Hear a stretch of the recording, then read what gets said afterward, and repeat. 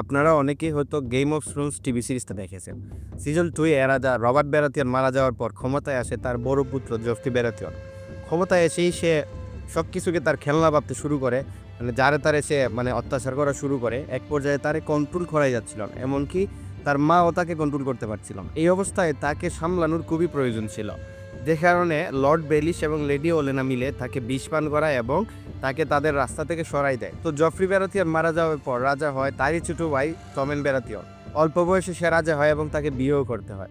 তারে কন্ট্রোল করা খুবই সহজ ছিল। স্মল কাউন্সিলের যারা সদস্য ছিল তারা সবাই তাকে খুব ভালোভাবে কন্ট্রোল করতে পারত। তার রাজত্বকালে আবির্ভাব হয় এক দল ধর্মীয় গোষ্ঠীর, যার নাম হচ্ছে হাই স্পেরো।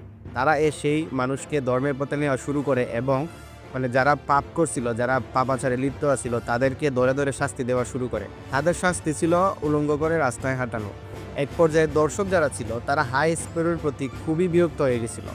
তখন প্রত্যেকটা দর্শকের মাইন্ডে এটা ছিল যে এখন যদি রাজা জফরি ব্যারাথিয়ন থাকতো তাইলে এই হাই স্পেরো এতটা বাড়াবাড়ি করতে পারতো না। তখন দর্শকদের কাছে হাই স্পেরো একটা বিরক্তিকর জিনিস হয়ে দাঁড়িয়েছিল। এদিকে রাজা টমেন এর ছিল সাহস কম। সে তার মাকেও বাঁচাতে পারে নাই ওই হাই স্পিরির কাছ থেকে। সে এতটাই অবুঝ ছিল, তার রানীকেও সে ওদের কাছ থেকে রক্ষা করতে পারে নাই।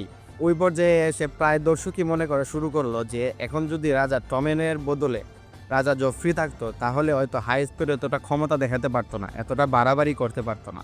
অথচ রাজা জফরি ছিল এই সিরিজের সবচেয়ে ঘৃণিত ব্যক্তি, কিন্তু একটা সময় তাকেই মানুষ মিস করতে শুরু করে।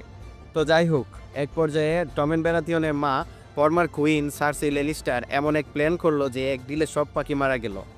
সে একসাথে হাই স্পিরো এবং কুইন মার্জেরিকে তার রাস্তা থেকে সরিয়ে দিল। এদিকে এই ট্র্যাজেডি দেখে রাজা টমেন আত্মহত্যা করলো। তখন সার্সি ল্যানিস্টার নিজেই থ্রোনসে বসলো এবং কিংস ল্যান্ডিংয়ে নতুন রাজত্ব শুরু হলো, যা হচ্ছে নারী শাসন।